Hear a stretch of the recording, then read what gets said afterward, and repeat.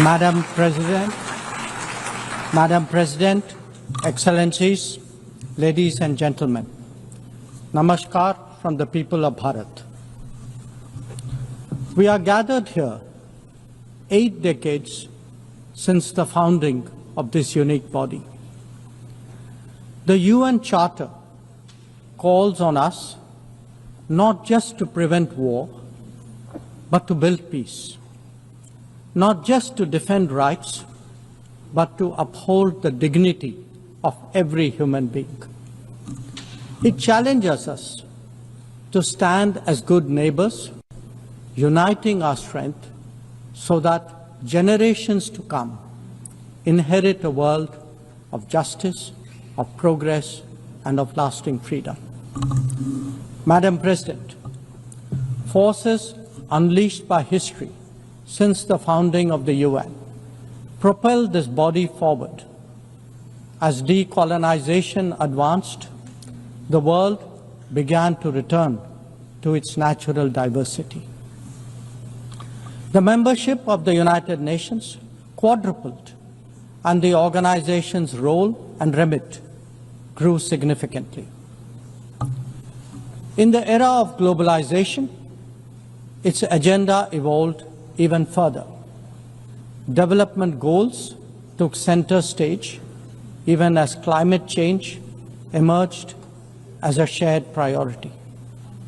Trade acquired greater prominence, while food and health access were recognized as essential to global well-being. Where security was concerned, the UN undertook peacekeeping operations and promoted disarmament discussions. As a result, the UN became a natural platform to debate key global issues. Madam President, we must ask ourselves today, how has the UN lived up to expectations? And just look at the state of the world. There are 2 significant conflicts underway, one in Ukraine and the other in the Middle East, West Asia. Innumerable other hotspots don't even make the news. The slow progress of the SDG Agenda 2030 presents a sorry picture. On climate change, the reality is of recirculated commitments and creative accounting. If climate action itself is questioned, what hope is there for climate justice?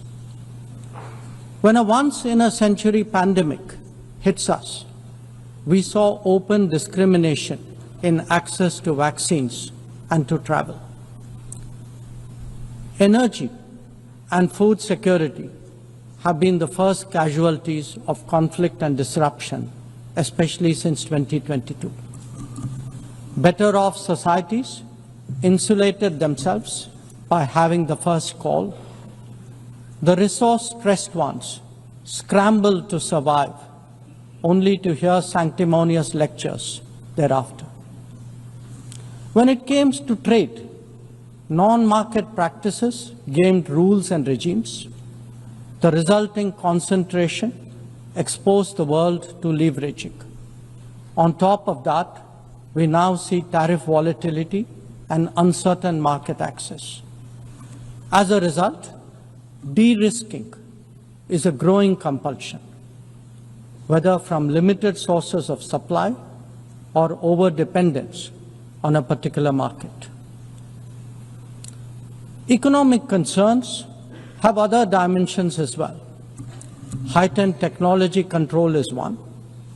The grip on supply chains and critical minerals is another. The shaping of connectivity is no less sensitive. Protection of key sea lanes has become a challenge. Restricting the evolution of a global workplace is an issue. Each makes a compelling case for more international cooperation, not less. But are we really headed in that direction? And where has the UN actually made a difference? Madam President, As members of the UN, we meet here as sovereign equals. That is not a formalism, but a recognition of the inherent diversity of our world. Understandably, we have different history, traditions, heritage, and culture. For them to coexist, for them to enrich each other, it is imperative that we foster understanding and respect. This will only happen when we resist political interference and economic pressures, when narratives are free of prejudice, when double standards are abjured, and when pluralism is truly appreciated. Madam President, Excellencies, while asserting our rights, we must also firmly face up to threats. Countering terrorism is a particular priority because it synthesizes bigotry, violence, intolerance, and fear. India has confronted this challenge since independence, having a neighbor that is an epicenter of global terrorism. For decades now, major international terrorist attacks are traced back to that one country. UN's designated lists of terrorists are replete with its nationals. The most recent example of cross-border barbarism was the murder of innocent tourists in Pahalgam in April this year. India exercised its right to defend its people against terrorism and brought its organizers and perpetrators to justice. Because terrorism is a shared threat, Madam President, it is essential that there is much deeper international cooperation.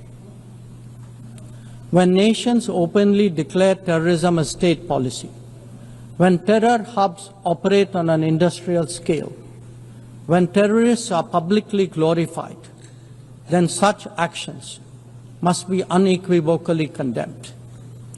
The financing of terrorism must be choked, even as prominent terrorists are sanctioned.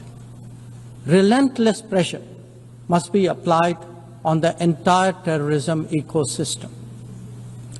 Those who condone nations that sponsor terror will find that it comes back to bite them. Madam President, an objective report card will show that the UN is in a state of crisis.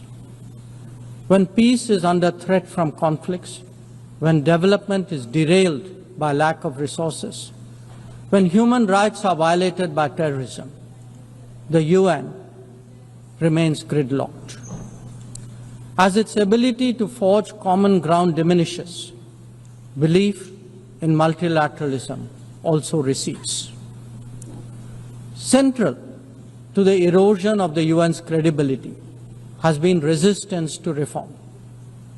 Most members strongly desire change, but the process is being made an obstacle to the outcome.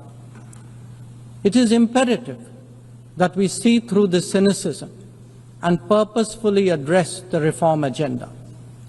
The historical injustice done to Africa should be redressed. Both permanent and non-permanent membership of the Council must be expanded. A reformed Council must be truly representative, and India stands ready to assume greater responsibilities. Madam President, today the predicament of the Global South is especially acute. Bharat, under the leadership of Prime Minister Narendra Modi, believes that it has both a duty to contribute and an obligation to motivate. That is why we have undertaken more than 600 major development projects in 78 countries, as well as innumerable community-based initiatives. They range from large infrastructure to small livelihoods, from capacity building to people's welfare, from concrete assets to education and training. Turbulent times require that we step forward during moments of crisis. India has been forthcoming in that regard, especially in its immediate vicinity. Whether it is finance, food, fertilizer, or fuel, we have responded to the urgent requirements of our neighbors. Madam President, climate events and conflicts have created a demand for HADR assistance. Reflecting our growing capabilities, Bharat has endeavored to be a first responder. Be it essential medicines or relief supplies, the operations of a field hospital or limb fitment camps, these efforts covered 19 nations last year. The people of Afghanistan and those of Myanmar saw India extend its hand during recent earthquakes. Our efforts at ensuring safe commerce, combating piracy, and preventing attacks on shipping in the Northern Arabian Sea also bear mention. And the Indian tradition of UN peacekeeping operations continues in the Democratic Republic of Congo, in Western Sahara, Central African Republic, Golan Heights, Cyprus, Lebanon, Abyei, South Sudan, and Somalia. To put it clearly, our soldiers ensure peacekeeping, our sailors protect maritime shipping, our security counters terrorism, our doctors and teachers facilitate human development the world over, our industry produces affordable products, our techies promote digitization, and our training facilities are open to the world. These remain the core of our foreign policy. Madam President, each one of us has the opportunity of contributing to peace and prosperity. In the case of conflicts, especially Ukraine and Gaza, even those not directly involved have felt its impact. Nations who can engage all sides must step up in the search for solutions. India calls for an end to hostilities and will support any initiative that will help restore peace. The last decade in Bharat has also seen transformative changes due to the vision of Prime Minister Modi. Our digital public infrastructure has redefined governance and enabled delivery of public services on an unprecedented scale. Our startup ecosystem, innovation culture, and microfinance are changing the face of society. Our rapidly growing infrastructure facilitates both ease of doing business and ease of living for citizens.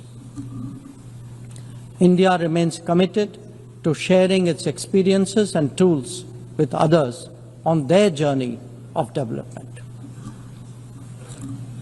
Artificial intelligence as a horizontal and cross-cutting technology has a particular promise for development. India's approach is to harness it responsibly for human welfare. Inclusion and impact will be the watchwords for the summit that India will host in 2026. Madam President, Bharat approaches the contemporary world guided by three key concepts. One, Atmanirbharta, or self-reliance. That means developing our own capabilities, building our own strengths, and nurturing our own talent. We see its results already, be it in manufacturing, in space programs, in pharma production, or in digital applications.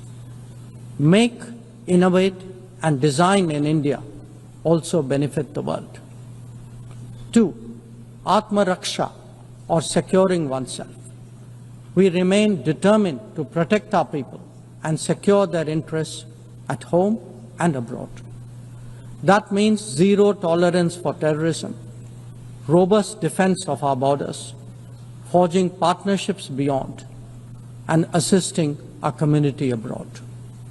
And 3, Atma Vishwas, or self-confidence. As the most populous nation, as a civilizational state, as a rapidly growing major economy, we are confident about who we are and what we will be. Bharat will always maintain its freedom of choice and will always be a voice of the Global South. Madam President, these are certainly challenging times for the international community. Many of our assumptions and expectations no longer hold. In such circumstances, it is imperative to stay strong, to hold firm, and to deepen friendships. International cooperation must prevail because islands of prosperity cannot flourish in an ocean of turbulence. A world order requires common purpose, as it does empathy for others. That is where we look to the United Nations. Madam President, every member who can make this world a better place must have the opportunity to do their utmost. And for that to happen, reformed multilateralism is the obvious way. The 9th decade of the UN must be one of leadership and hope. Bharat will do its fair share and more. I thank you.